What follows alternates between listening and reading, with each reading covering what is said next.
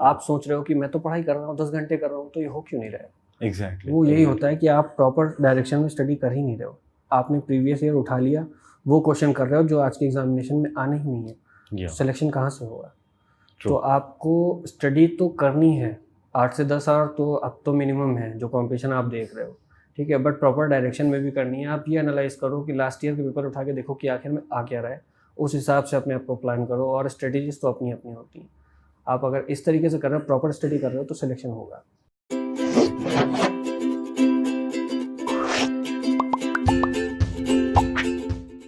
Hello friends, welcome to Camera TV Toppers, an initiative by Unacademy. My name is Akshay. आज मैं आपको एक ऐसे बैंक टॉपर से मिलवाने वाला हूँ जिन्होंने बहुत सारे बैंक एग्जाम दिए हुए हैं, for example IBPS PO, RRB PO, RRB clerk and many more examination. But before this, he had to face a lot of failures. Failures is an important point for your success. तो आज हम बात करते हैं topper से and उनकी story जानते हैं कि उन्होंने कैसे सक्सेस हासिल किया and will discuss more on the examination की मतलब एग्जामिनेशन को क्लियर करते कैसे and also will get more in touch of like how the topper behaves in an examination. Okay, so let's begin the episode. So Anshul, I welcome you to the show. Hi Akshay. Hi. So basically let's start with the discussion about the examination. कि I want to know कि आपने कौन से exam दिए थे and also I want you to know discuss the same thing with the aspirants कि आपने कितने एग्जाम दिए थे, कितने सक्सेसफुल रहे, कितने अनसक्सेसफुल रहे. तो मेरी जो जर्नी थी वो बेसिकली स्टार्ट हुई थी 2017 में। अच्छा. मैंने जो फर्स्ट एग्ज़ाम दिया था वो था RRB क्लर्क का, और उसमें मैं बहुत ही नॉमिनल 2.5 या 2 मार्क्स से फेल हुआ था। उसके बाद सेकंड एग्ज़ाम मैंने दिया था RRB PO का, वो भी मेरा अनसक्सेसफुल अटैम्प्ट था। देन थर्ड अटैम्प्ट मेरा था IBPS PO, जो साल का बिगेस्ट एग्जामिनेशन था। उसमें मैंने प्रीलिम्स क्लियर किया था बट मेंस मेरा क्लियर नहीं हुआ था। उसके बाद नेक्स्ट टाइम मैंने दिया था UISC, United India insurance company का असिस्टेंट, उसमें मुझे फेलियर देखने को मिला था। एंड नेक्स्ट एक इंश्योरेंस का एग्जामिनेशन और था, ओरिएंटल AO एग्जामिनेशन, उसका प्रीलिम्स भी मेरा क्लियर था। अच्छा. बट आफ्टर दैट मेंस में मेरा क्लियर नहीं हुआ। ओके. उसके बाद सिंडिकेट बैंक का एग्जामिनेशन नेक्स्ट ईयर आया, जनवरी 2018। तो नेक्स्ट एग्जामिनेशन जनवरी 2018 में सिंडिकेट बैंक का था। उसमें प्रीलिम्स नहीं होता है, बेसिकली डायरेक्ट मेंस होता है। ओके. और मेंस में मेरा 0.5 मार्क्स से फाइनल सिलेक्शन हुआ था। ओके. उसके बाद मैंने कैनरा बैंक PO का एग्जामिनेशन दिया, उसमें मुझे फेलियर देखने को मिला, उसके मार्क्स भी शेयर नहीं हुए थे। उसके बाद नेक्स्ट एग्जामिनेशन जून में आया था, काफ़ी गैप मिला था मुझे प्रिपरेशन का। नेक्स्ट एग्जामिनेशन जून में SBI PO आया था, उसका प्रीलिम्स मेरा क्लियर हुआ। मेंस में मार्क्स भी अच्छे थे बट डिस्क्रिप्टिव पार्ट जो होता है उसमें थोड़े कम मार्क्स मिलने की वजह से मेरा ये सिलेक्शन हो गया था। उसके बाद जो सितंबर में आया RRB PO, उसमें मेरा फाइनल सिलेक्शन हुआ। RRB क्लर्क, उसमें फाइनल सिलेक्शन हुआ। देन आया न्यू इंडिया एश्योरेंस, उसमें फाइनल सिलेक्शन हुआ। और अभी जो आया है IBPS PO, उसमें मुझे बैंक ऑफ इंडिया अलॉट हुआ। That's interesting. I mean, you had to face a lot of failures, and part of life, like when you face a lot of failures in a whole year, आपकी morality, आपकी मतलब confidence, उन सब की मतलब it becomes very low. So how did you hold up yourself during that particular phase? देखिए, जब आप एग्जामिनेशंस दे रहे होते हैं तो बहुत सारी चीज़ें आपके दिमाग में चल रही होती हैं कि फ़र्स्ट ऑफ ऑल वैकेंसीज़ बहुत कम है, कंपटीशन बहुत हाई है। कुछ 3-4,000 वैकेंसीज़ के लिए आपके 30 से 40 लाख फॉर्म भरे जाते हैं। कंपटीशन बहुत हाई हो गया है, बीटेक ग्रेजुएट्स बहुत ज़्यादा बैंकिंग में आ रहे हैं। Vacancies day by day decrease होती चली जा रही हैं, और अभी तो मर्जर्स एंड एक्विजिशंस का भी सीज़न चल रहा है, तो बैंक्स भी कम होती चली जा रही हैं। True. तो ये सब सिनेरियोज़ को देखते समय जब एक प्रिपरेशन करते थे तो लगता था कि क्या होगा। एक तो वैकेंसीज़ भी इतनी कम हैं, बीटेक ग्रेजुएट्स इतने ज़्यादा हैं, उनकी क्वांटिटेटिव बहुत अच्छी होती है, और टाइम फ्रेम भी हमें देखते हुए चलना पड़ता है। तो बहुत सारी डिफ़िकल्टीज़ होती हैं, तो उसमें कोप अप करना एक डिफ़िकल्ट थिंग थी, बट पेशेंस आपको बनाए रखना होता है। और वही पेशेंस मुझे यहाँ तक लेकर के आया कि मैं कैसे भी फेलियर होता था तो थोड़ा निराशा तो सबको होती है, 1-2 दिन 3 दिन बुरा लगता है, लेकिन फिर से कंटिन्यू करते थे और कंटिन्यू करते करते अब यहाँ तक पहुँच गए। अब दैट्स अ इंटरेस्टिंग स्टोरी। आपने इतनी सारी फेलियर्स अपने लाइफ में फेस किए थे, but still you are here, we have cleared all the examination. It's like you faced all the examination, you had a failure in that, and then आपने each and every exam से आपने preparation मतलब आपने अच्छे से करते गए आप, and then you finally cracked out all the 4 examination. That feels very good information.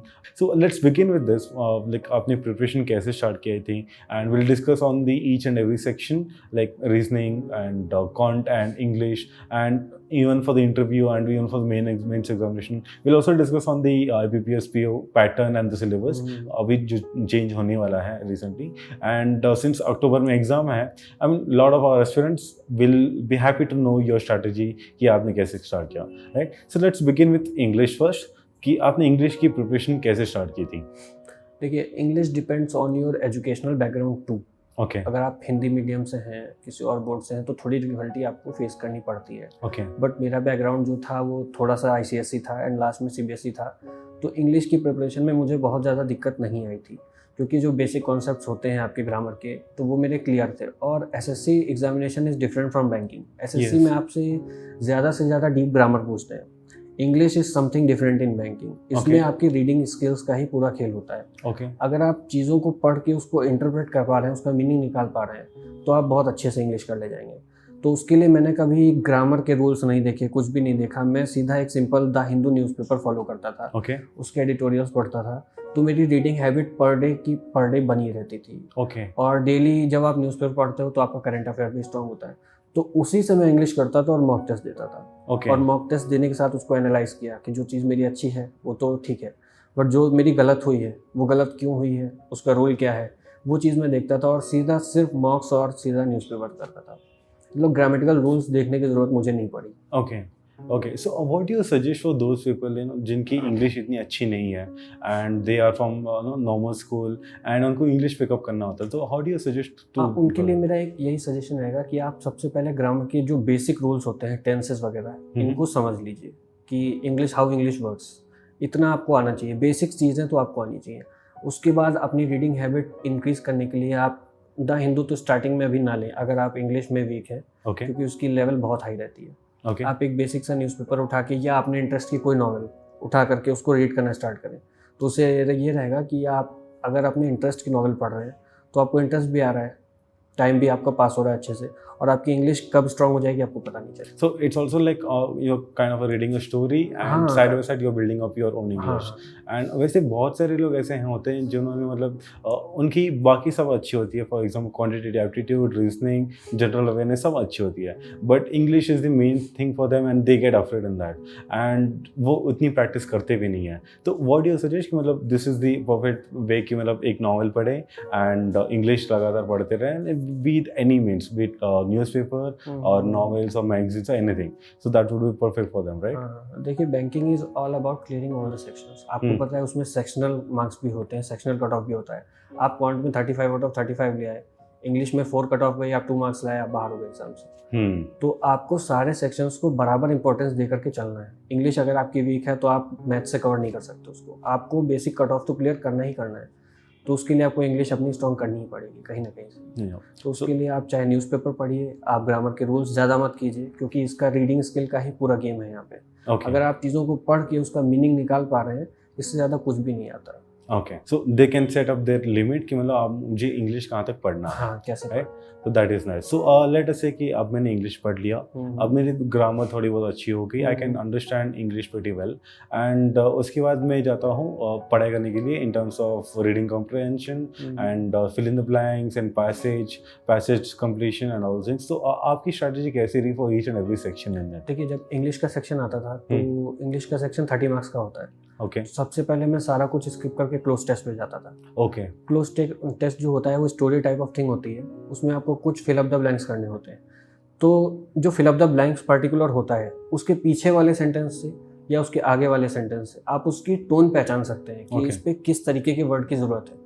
तो cloze test was easy for me. मैं सबसे पहले 10 मार्क्स का वही करता था और 10 मार्क्स का आता था। और इन बैंकिंग एग्जाम्स के पैटर्न का कुछ ऐसा है कि वो जल्दी चेंज नहीं हो रहा है, ठीक है, कुछ चेंजेस आ रहे हैं, बट इंग्लिश में 10 मार्क्स का क्लोज टेस्ट आता है तो आता ही है, हर एग्जाम में आपको मिल ही जाएगा।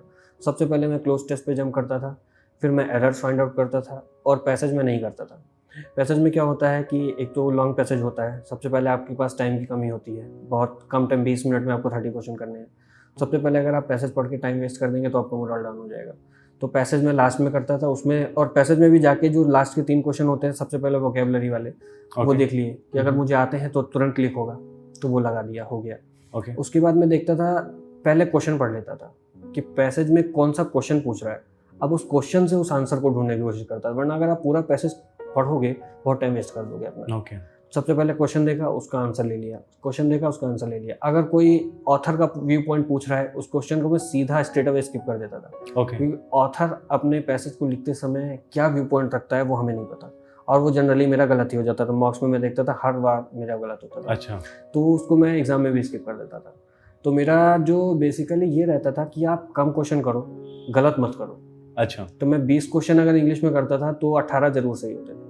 तो मैं क्वालिटी पे ज़्यादा ध्यान देता था, क्वांटिटी पे ध्यान नहीं देता था। ओके, सो आई थिंक ये मॉक टेस्ट देने पे भी बहुत सारे प्रैक्टिस करने पे भी आपको मतलब पता चलता है कि आपका कौन सा स्ट्रॉन्ग सेक्शन है और कौन सा वीक सेक्शन है। जैसे आपने क्लोज टेस्ट चूज किया था सबसे पहले करने के लिए, and other aspirants they can choose whatever they want to do, by reading पहले हो या फिर फिल इन द ब्लैंक्स पहले हो, whatever section they wish to do it, but it depends on the mock section and उनका जो favourite section था वो, right. So that's interesting. So English तो हो गया वैसे, and let's go to the section like quantity aptitude and reasoning. So as for the new syllabus, new pattern, it's going to be termed as data interpretation, right? So can you say more about data interpretation कि आपने individually subject, individual topics उसमें कैसे पढ़ा थे, like arithmetic? देखिए, quantitative aptitude में भी मैंने बहुत सिलेक्टेड स्टडी की है। ओके। क्योंकि बहुत सारे टॉपिक्स ऐसे होते हैं जिसमें बच्चे फंसे रहते हैं और फंसे ही रह जाते हैं लास्ट। ओके। ठीक है, और उसका क्वेश्चन भी आप देखिए, किसी भी एग्जाम में 1 मिलेगा, 2 मिलेगा, ज़्यादा नहीं मिलेगा। हमको बेसिक अरिथमेटिक के वो टॉपिक करने हैं जो डीआई में पूछे जाते हैं। आपने देखा ना कि पूरा का पूरा एग्जाम पैटर्न अब डीआई पे बेस्ड हो चुका है। तो डीआई जिन चीज़ों पे आती है, हम क्यों ना वो चीज़ें पहले करें। ओके। बच्चे क्या करते हैं, compound interest, simple interest, mensuration, permutation, combination, probability, और एक टॉपिक और आता है। हाँ, ये 3-4 टॉपिक्स हैं। इन पे डीआई आपको रेयरली मिलेगा। रेयरली 2-3 साल में कहीं आपको एक बहुत हाई लेवल का पेपर मिल गया तो आपको डीआई मिल गया उसका, ऐसा नहीं होता। आप बेसिक करिए, परसेंटेज कीजिए, रेशियो कीजिए, सिंप्लीफिकेशन कीजिए। ये 3-4 टॉपिक अगर आते हैं तो इस पे पूरा आपका अरिथमेटिक बेस्ड है। ये 3 टॉपिक से आप पूरा अरिथमेटिक कर सकते हो। ये बेसिक है आपका क्वांटिटेटिव एप्टीट्यूड। तो जो मैंने बताया ना, simple interest, compound interest, mensuration और परम्यूटेशन, कॉम्बिनेशन और प्रोबेबिलिटी, ये 4 टॉपिक्स की ABCD भी मुझे नहीं पता है कैसी होती है। मतलब इसका बेसिक फार्मूला भी मुझे नहीं पता है। मैंने बुक में इसे देखा तो है बट टच भी नहीं किया है, और सिलेक्शन फिर भी लिया है। That's nice. तो इससे ये फ़र्क नहीं पड़ता है कि आप 20 टॉपिक हैं तो आपको 20 टॉपिक पढ़ने ही हैं, उसमें PhD करनी है। इट्स ऑल अबाउट सिलेक्शन, आप कैसे लेते हो। तो आप सिलेक्टेड स्टडी करो, वो चीज़ पढ़ो जो एग्जामिनेशन में आ रही है, जिस पे DI आ रही है, उस पर अगर आप फोकस करेंगे डेफिनेटली निकलेगा। और ये 3-4 टॉपिक ऐसे थे जो मेरे इंटरेस्ट के भी नहीं थे, और मैंने एनालाइज किया लास्ट ईयर के एग्ज़ाम कि आप CISI का क्वेश्चन देखेंगे, मेंसुरेशन तो अब आता ही नहीं, वो ज़्यादातर SSC में आता है। आएगा भी तो एक क्वेश्चन आपको IBPSPO में मिलेगा। अब उस एक क्वेश्चन के लिए अगर हम अपना 1 महीना ख़राब कर रहे हैं तो हम अपनी पूरी प्रिपरेशन ख़राब कर रहे हैं। तो मैं बहुत ही सेलेक्टेड टॉपिक्स चुना उसमें कि किस पे आपकी DI आती, क्योंकि सबसे ज़्यादा तो DI नहीं है, सबसे ज़्यादा मार्क्स हमको उसी से मिलने हैं, उसको हम छोड़ नहीं सकते। तो जिसपे सबसे ज़्यादा DI यानी उन टॉपिक्स को मैंने पूरा कवर किया, डीपली कवर किया। और अगर वो अरिथमेटिक में आते तो भी मैं कर ले जाता हूँ, अगर वो TI में आते तो भी मैं कर ले जाता हूँ। ओवरऑल स्कोर मेरा इंक्रीज हो जाता है और सिलेक्शन निकल जाता है। Okay, so it is important to know कि मतलब ईच सेक्शन सबसे पहले आपको प्रिपरेशन करने से पहले ये एनालाइज करना है लास्ट ईयर और इससे 1-2 साल का ट्रेंड क्या है, क्योंकि बैंक एग्जाम्स 2015 में कुछ थे, अभी कुछ है। पूरा का पूरा पैटर्न, सिलेबस भी लगभग चेंज हो चुका है। तो आपको ये पता करना है कि पूछ क्या रहा है। आप पढ़ तो रहे हो, दिन में 8 से 10 घंटे भी पढ़ रहे हो, लेकिन वो चीज़ नहीं पढ़ रहे जो एग्जाम में आ रही है। अच्छा, ठीक है, तो आपका सिलेक्शन कैसे होगा। अच्छा, अगर आप पुराने पैटर्न के क्वेश्चन लगाए चले जा रहे हैं, प्रीवियस ईयर लगाए चले जा रहे हैं, उसमें से तो कुछ आप पूछ भी नहीं रहे ना, तो आप कैसे सिलेक्शन होगा। सबसे पहले आप एनालाइज करो कि 1 साल में, 2 साल में एग्जामिनर क्या दे रहा है, क्या उसकी थिंकिंग है पेपर सेट करते समय, वो चीज़ें आप एनालाइज कीजिए। उसके बाद मॉक टेस्ट में भी आजकल न्यू पैटर्न क्वेश्चन ही आ रहे हैं, वो चीज़ें अगर आप करते हो तो डेफिनेटली होगा आपका। ओके ओके, सो आपने वैसे कितने मॉक एग्जाम दिए थे। मॉक में डेली देता था। Daily. Mock is like medicine for me. Okay. हाँ, क्योंकि अगर आप मॉक्स नहीं दे रहे हो, आप डेली 10,000 20,000 बच्चों से पीछे जा रहे हो। अच्छा। क्योंकि आपने कोई चीज़ प्रिपेयर तो कर ली, ठीक है, जैसे मैंने एक टॉपिक प्रिपेयर कर लिया है, उसके बाद मैं नेक्स्ट टॉपिक पे आ गया।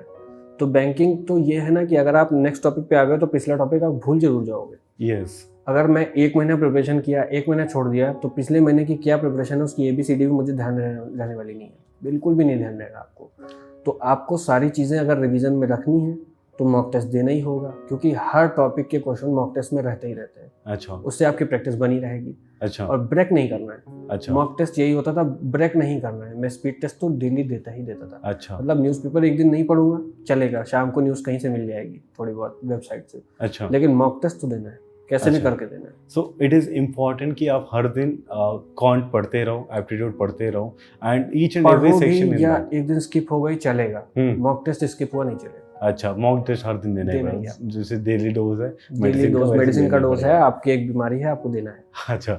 वह आप इतने मतलब मॉक टेस्ट लाते कहाँ से थे, एंड आपका मतलब स्ट्रैटेजी कैसा रहता था मॉक टेस्ट देने का? मॉक टेस्ट में डेली काफ़ी वेबसाइट्स के पैकेजेस मैंने ले रखे थे। अच्छा। जो अच्छे अच्छे टेस्ट प्रोवाइड होते हैं वो ले रखे थे, इंटरनेट से PDFs डाउनलोड किए। Mock test is not something कि आप टाइमर लगा के ही दो, आप किसी PDF को डाउनलोड कर लो, मॉक अच्छा। टेस्ट का PDF डाउनलोड कर लो, टाइमर आप अपने मोबाइल पे सेट कर लो, आप देते रहो, कोई दिक्कत देते नहीं रहो, है। Internet is flooded with all these things. इतना तो है आपके पास कि आप 2 साल 3 साल 4 साल भी प्रिपरेशन करो तो कम नहीं पड़ेगा आपके लिए। अच्छा।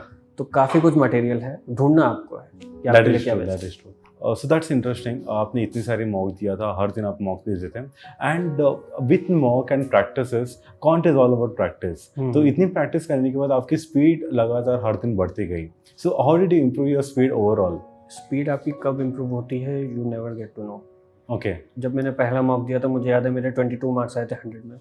मुझे लगा था ये मेरे साथ हो क्या रहा है, लोग 80-90 का स्कोर शेयर करते हैं मुझसे, मेरा 22, मैं उनसे रेस में कभी आगे निकल भी पाऊंगा नहीं। बट वो मेरा पहला मॉक था।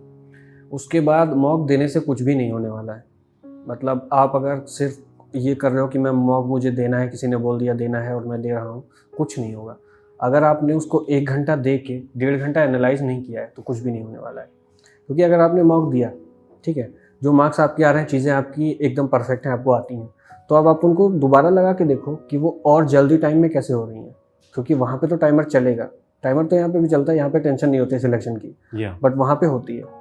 तो आप देखो, अगर आप किसी क्वेश्चन को 3 मिनट में कर पा रहे हो, यहाँ पे उसका सॉल्यूशन शॉर्टकट देख के आप उसको 1 मिनट में कैसे कर लोगे? एक तो ये चीज़ हो गई। अच्छा। दूसरी चीज़, जो चीज़ें आपको नहीं आती हैं उसको पहले तो आप खुद से सॉल्व करो, कि कॉन्सेप्ट तो आपके आते ही होंगे, तो आप देखो कि ये मुझसे कैसे सॉल्व होगी। आप उसको लगा रहे हो, फिर भी नहीं हो रही, उसके बाद आप उसका आंसर जा करके देखो, फिर उससे आपको पता चलेगा, तब आप फिर उस चीज़ को भूलोगे नहीं। तो मॉक को देना है, फिर उसको एनालाइज करना है, ये 2 अलग अलग चीज़ें हैं। मॉक को दीजिए और उसको एनालाइज कीजिए पूरे तरीके से। फिर जब आप देते रहोगे 1 महीना 2 महीना, आपका स्कोर कब 20 से 40, 40 से 60 पहुंचेगा आपको पता ही नहीं चलेगा। ऑटोमेटिक इंक्रीज होता है। ओके। ओके। सो आपका डेली शेड्यूल कैसे था वैसे? मतलब आप सबसे पहले सुबह मॉक देते थे, and then you would practice each and individual section, जहाँ पे आपको लगा कि आप आज वीक थे उस पर्टिकुलर सेक्शन में, आप ऐसे प्रैक्टिस करते थे या फिर आपकी स्ट्रैटेजी कैसे थी? देखिए, फर्स्ट ऑफ ऑल मैं जब अपना ग्रेजुएशन कर रहा था तभी मैंने अपनी कोचिंग स्टार्ट की थी लास्ट सेमेस्टर में, एक फर्स्ट मूवर एडवांटेज लेने के लिए। ओके। तो कोचिंग्स तो मेरी कंप्लीट हो गई थी, बट उस समय मैं अपना GA प्रिपेयर नहीं कर सकता था, क्योंकि पेपर मुझे नेक्स्ट ईयर देना है, तो उसमें GA का तो पुरानी GA का तो कोई रोल होने वाला नहीं है। तो मैंने टॉपिक्स चुना कि मैं अभी क्या कर सकता हूँ। तो उस 6 महीने में जब मुझे कोई एग्ज़ाम नहीं देना था, तो मैंने स्टैटिक प्रिपेयर कर ली, बैंकिंग की, और चीज़ें प्रिपेयर कर ली, ठीक है। तो वो सब चीज़ें जब मेरी प्रिपेयर हो गई, तो एट द टाइम मेरा ग्रेजुएशन भी कंप्लीट हो चुका था। तो ग्रेजुएशन कंप्लीट होने के बाद मैं अपने घर चला गया, वहाँ से मैंने अपनी प्रिपरेशन स्टार्ट की। तो क्या होता है, जब आप घर पे होते हो तो थोड़े बहुत डिस्ट्रैक्शंस होते हैं, कभी कोई आपसे मिलने आता है, कभी कोई काम लगता है। तो मैंने इस चीज़ का एक सॉल्यूशन ढूंढा कि मैं दिन में रेस्ट करूँगा, रात में पढ़ूँगा।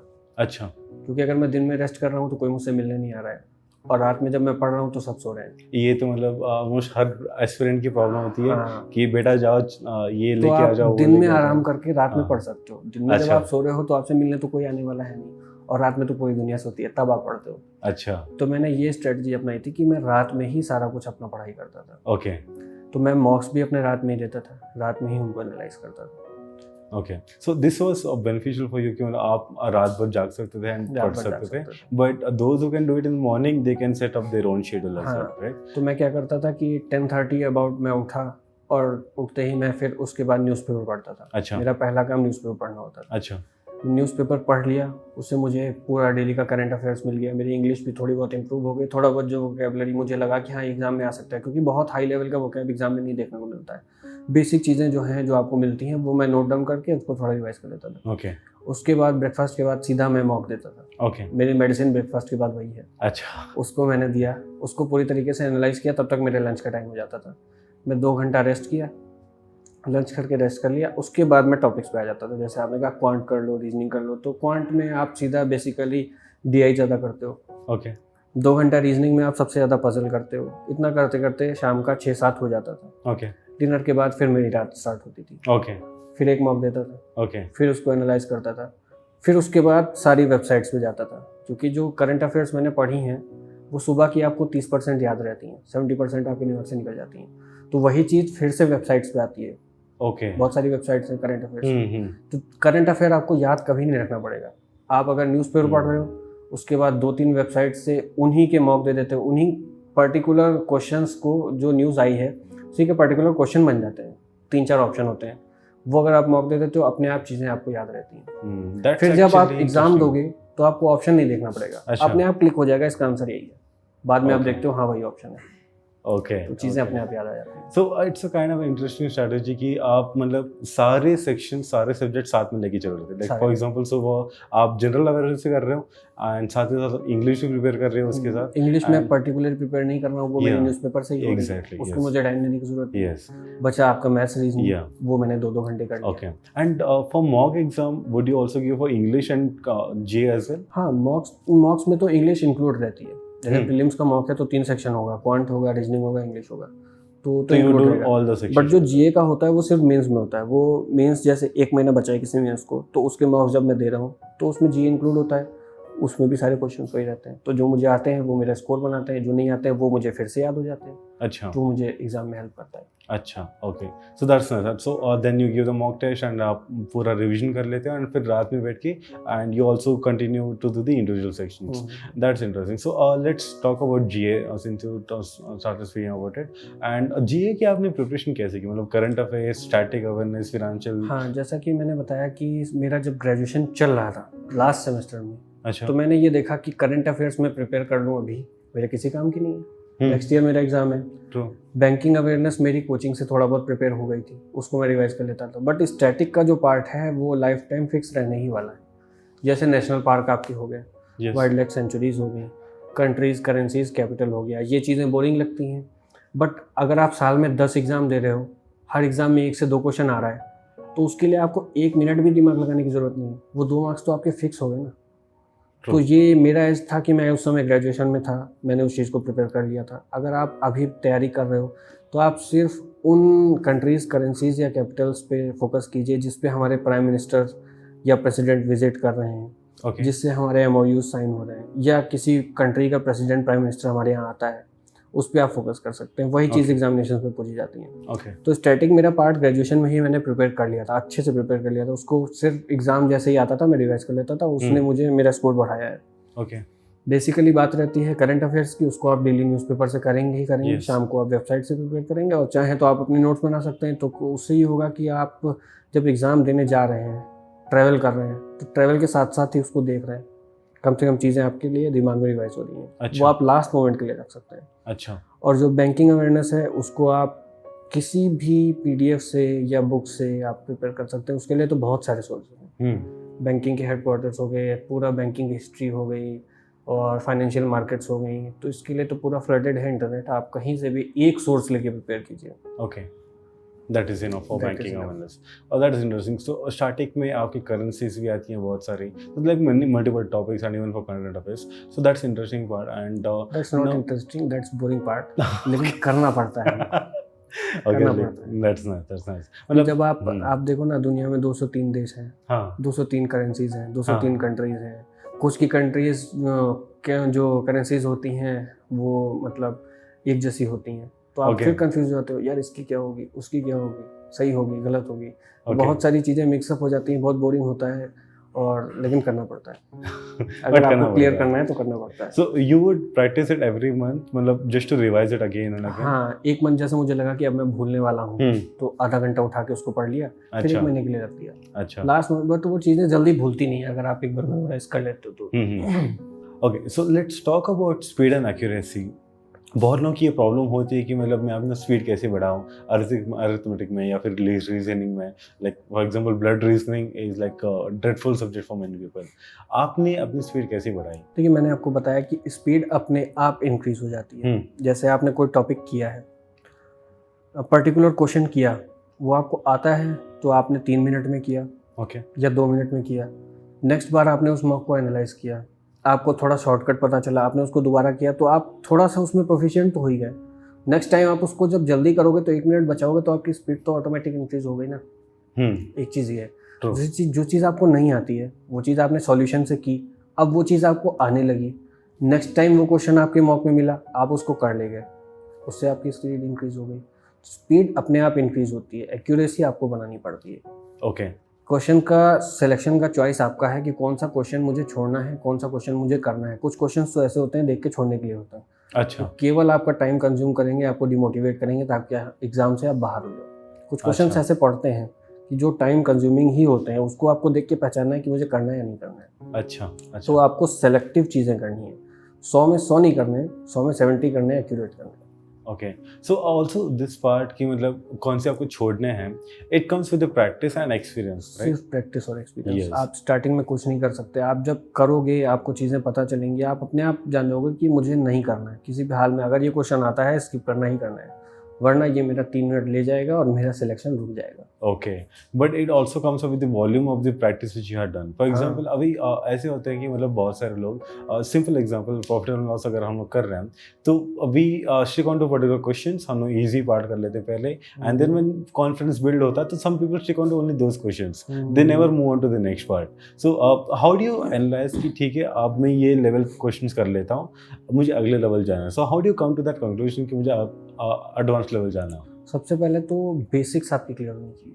ओके कोई भी टॉपिक है एक बेस पे ही टिका होगा। जैसे आप कोई मकान देखते हो तो एक नींव पे ही होता है, तो कोई भी टॉपिक है वो बेस पे ही होगा। सबसे Okay. पहले अगर आपकी बेसिक्स क्लियर हैं, फिर आप शॉर्ट लेवल के क्वेश्चंस पे जाओगे, लेवल 1 पे जाओगे, 2 पे जाओगे, जो लेवल 3 होगा उसमें लेवल 2 और लेवल 1 इंक्लूड होगा। ओके ठीक है, कोई अगर लेवल 1 का क्वेश्चन करते हो आपका एक लाइन में हो जाता है, लेवल 2 का करते हो तो उसमें लेवल 1 इंक्लूड होता है, तो आपका लॉन्ग हो जाता है।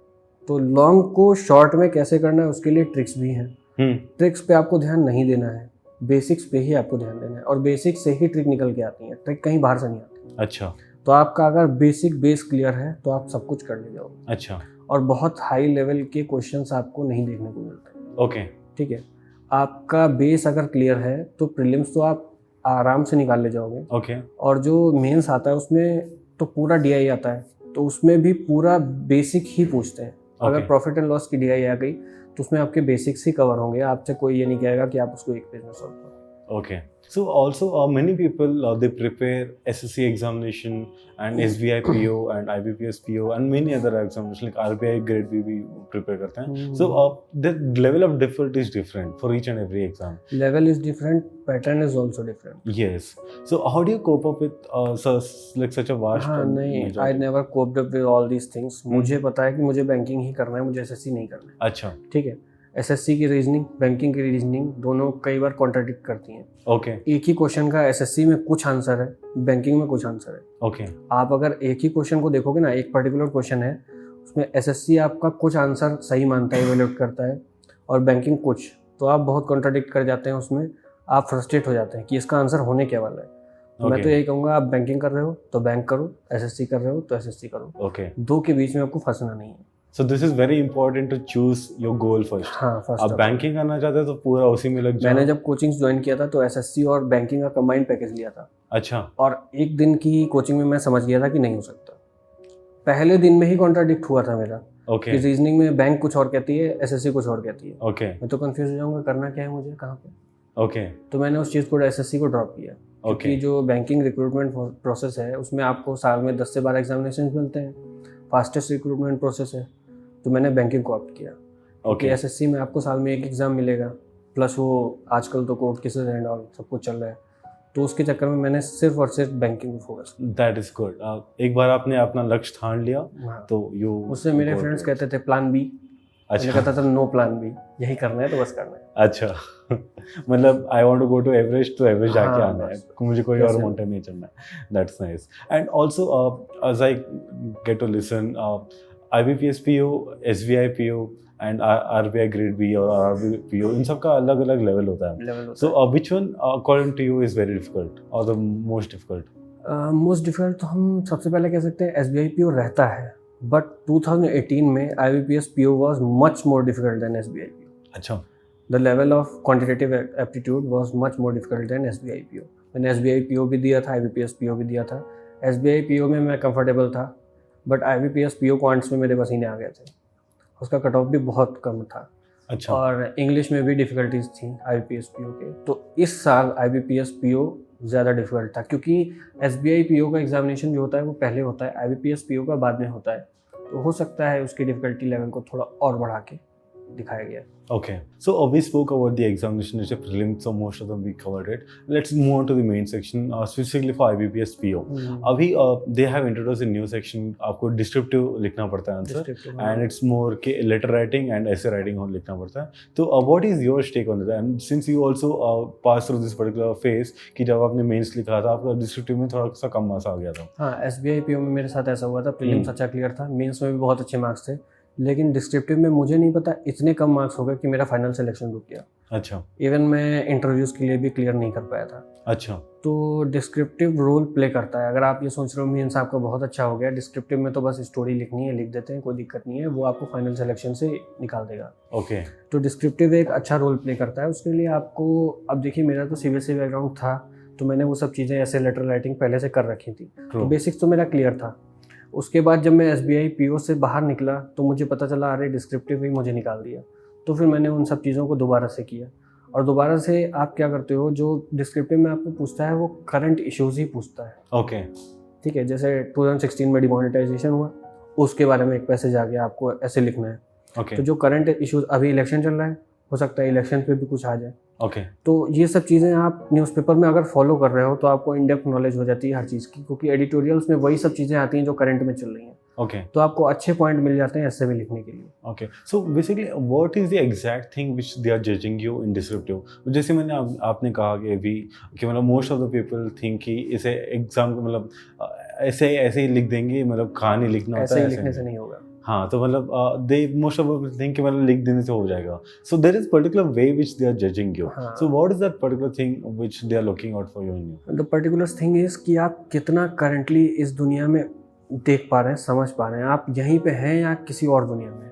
ठीक है, अच्छा। जब आपसे पर्टिकुलर करंट का टॉपिक चल रहा है, वही पूछा गया है, तो वो ये जानना चाहते हैं कि आप करंट सिनेरियोज का आपको नॉलेज है या नहीं है।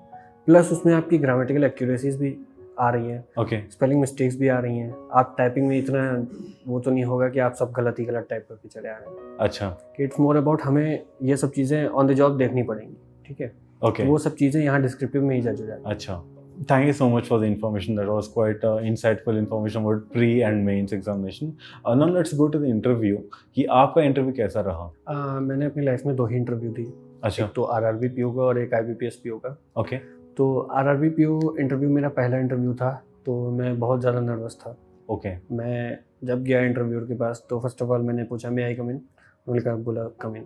तो मुझे गुड आफ्टरनून बोलना था और मैं गुड मॉर्निंग बोल दिया। ओके ठीक है, तो वो होता है, बहुत लोगों के साथ होता है, और जिसका फर्स्ट इंटरव्यू उसके साथ तो होता ही होता है, थोड़ी बहुत डिफिकल्टीज आती हैं। फिर मैंने उसको करेक्ट किया तो उन्होंने थोड़ा हल्का स्माइल किया और बोले सिट डाउन। फिर उसके बाद बेसिकली जो इंटरव्यू था वो एजुकेशनल बैकग्राउंड पे ओरिएंटेड था ओके कि आपने क्या पढ़ा है, कैसे पढ़ा है। कॉमर्स के डीप क्वेश्चंस थे। तो जो भी हमारे व्यूअर्स हैं उनको मैं बता दूं कि अगर आप इंटरव्यू की तैयारी कर रहे हैं तो आप एजुकेशनल बैकग्राउंड जो आपका जो सब्जेक्ट है उसको ढंग से तैयार कर लीजिए, क्योंकि उसके क्वेश्चंस आने ही वाले हैं वहाँ पे। ओके क्योंकि हर स्ट्रीम के लोग वहाँ पे होते हैं, उनको सब पता है कि आप क्या करके आए हो, क्या टॉपिक्स हैं, तो वो आपसे पूछेंगे। और इंटरव्यू जो बेसिकली होता है it is a test of your personality. Okay अगर आप IBPS PO का मेंस क्वालिफाई करके आए हो तो it is not a joke, आपको Yes. नॉलेज तो है ही। ट्रू तो वो आपका पर्सनालिटी टेस्ट करते हैं, और अगर आपको कोई चीज़ नहीं आती है, आप उसको स्ट्रेट अवे स्किप करके सॉरी बोलो। जहाँ आप नर्वस होंगे वो आपके मार्क्स कटेंगे। अच्छा। तो आपको अपना पर्सनालिटी को वेल ओरिएंटेड रखना है। जो चीज़ आपको आती है उसको अच्छे से एक्सप्लेन कीजिए, नहीं आती है स्ट्रेट अवे सॉरी बोल के स्किप कीजिए। और आप अपने इंटरव्यू को खुद ड्राइव करते हैं। जैसे आपसे कुछ क्वेश्चन आएगा, आप उसका कुछ सॉल्यूशन देंगे, सॉल्यूशन दे के आपसे उसी सॉल्यूशन में ही आपसे क्वेश्चन पूछ देंगे वो, ठीक है। तो आपके आंसर से ही क्वेश्चंस निकलते चले जाते हैं। तो आपको देखना है कि आप बोल क्या रहे हो, कुछ गलत नहीं बोलना है। अच्छा। गलत बोलोगे आप उसी में घूम जाओगे। तो ये चीज़ें रहती हैं, आपकी पर्सनालिटी का टेस्ट है और कुछ भी नहीं है इंटरव्यू। ओके। और जो IBPS PO इंटरव्यू था, तो मैं एक इंटरव्यू ऑलरेडी दे चुका था, तो काफ़ी अच्छा था वो। Okay. उसमें भी बेसिकली पर्सनालिटी का ही था और एक दो एजुकेशनल बैकग्राउंड से क्वेश्चन थे। Okay, so how was the moment when you got to know the result? मतलब आप आपने इतने सारे एग्जाम दिए थे, तभी आपने फेलियर देखा था, but in 2018 you cleared most of the examination. So how was the moment when you got to know the result? Initially तो सबसे पहले मैं अपने रिजल्ट्स खुद चेक करता था, ठीक ओके। है, इन 2017। तो 2-3 एग्जामिनेशंस का जब फेलियर आया, सामने लिख कर आया thank you for appearing in the examination, you have not been shortlisted, तो मोमेंट बहुत ख़राब होता था, ठीक है। तो मैंने एक काम किया, मैं उसके बाद से कभी भी अपना रिजल्ट खुद चेक नहीं करता था। ओके। मैं जैसे ही फॉर्म फिल करता था, अपना एप्लीकेशन नंबर, अपना रोल नंबर और डेट ऑफ बर्थ मेरे सारे फ्रेंड्स को पता है। तो उसमें मेरे 2 खास फ्रेंड्स थे, एक गौरव मिश्रा था और एक तुषार तिवारी मेरे साथ ग्रेजुएशन में था। तो इन दोनों को मेरी DO भी पता ही रहती थी और मैं अपना एप्लीकेशन नंबर और पासवर्ड इनको शेयर करके रखता था कि भाई कुछ भी हो मेरे को बता देना। तो मुझे याद है IBPS PO में सबसे बड़ा एग्जामिनेशन था, सबसे ज़्यादा डर था, सबसे ज़्यादा स्टेक था। तो मैंने गौरव को कॉल किया था एक रात पहले कि भाई तुमको मेरे पास एप्लीकेशन नंबर और DO भी तो पता ही है, तो एक काम करना, अगर मेरा सिलेक्शन हो जाए तभी मुझे कॉल करना। अच्छा। तुम्हारी कॉल आएगी तो मुझे पता चल जाएगा कि हाँ मेरा सिलेक्शन हो चुका है। और अगर तुम्हारी कॉल में मॉर्निंग में नहीं देखता हूँ तो सिर्फ व्हाट्सएप करके वो थैंक यू वाला स्क्रीनशॉट मुझे भेज देना। तो वो चीज़ रही, क्योंकि जब आप स्क्रैच से टॉप तक प्रिपेयर करते हो तो आप अपना रिजल्ट खुद नहीं चेक कर सकते हो, बहुत डर रहता है। तो उसके लिए मैं अपने फ्रेंड्स को सारा पासवर्ड दे के रखता था कि हाँ गुड न्यूज़ हो बैड न्यूज़ हो शेयर कर देना मेरे साथ। तो लास्ट मोमेंट पे भी जो बैंक ऑफ इंडिया का PO आया था, तो उसने ही मुझे बताया था कि you have been selected as probationary officer in Bank of India. तो एक अच्छा मोमेंट था मेरे लिए। That's nice. And how was your parents' reaction when they got? हाँ, वो सामने ही बैठे हुए थे एंड ही वाज लाइक अच्छा bank of India, that's great, top 5 banks हैं, इससे अच्छा तुम्हें क्या चाहिए। बहुत अच्छा मोमेंट था। They were very happy with this. That's interesting. So, Anshul, I would like you to give few of the tips and preparation कैसे करनी चाहिए, strategy जो है आप अगर learners को बता देंगे who are going to write exam this year or probably next year, तो it will be better for them. देखिए, first of all hard work और ये सारी चीज़ें तो हर कोई कर रहा है, पढ़ाई भी हर कोई कर रहा है, बट जो चीज़ मैंने बोली ना कि आपको प्रॉपर डायरेक्शन में अपनी मेहनत करनी है, ठीक है। तो आप एनालाइज करो कि लास्ट ईयर क्या एग्ज़ाम्स चल रहे हैं, क्या चीज़ें आ रही हैं, आप वही चीज़ करो एंड डोंट गेट डीमोटिवेटेड। अगर आपका सिलेक्शन नहीं हो रहा है, आपको पेशेंस बनाए रखना है। सबसे पहली चीज़ जो होती है, आप अगर गवर्नमेंट एग्ज़ाम की तैयारी भी करने जा रहे हो, स्टार्टिंग भी कर रहे हो, तो पहला वर्ड हार्ड वर्क से पहले पेशेंस आता है, क्योंकि आपको पता है इतना कंपटीशन है, इतने ग्रेजुएट्स हैं, इतनी कम जॉब्स हैं, तो फेलियर्स तो आपके साथ आने ही आने हैं। उसको आप पेशेंटली कैसे बियर करते हो वो आपके ऊपर है एंड अल्टीमेटली सिलेक्शन हो जाता है। अगर मैं कर सकता हूँ तो कोई भी कर सकता है। That's interesting. And since you also belong from BCom I'm a commerce graduate. yes, and most of लोगों को ऐसे लगता है कि सिर्फ इंजीनियरिंग वाले निकाल सकते हैं। ऐसा कुछ नहीं but है। it's देखिए, something else. They have edge, उनकी क्वांटिटी थोड़ी हमसे अच्छी होती है, बट अगर हम उसको हार्डवर्क से इम्प्रूव कर सकते हैं तो हम एट पार आ गए, क्या दिक्कत है।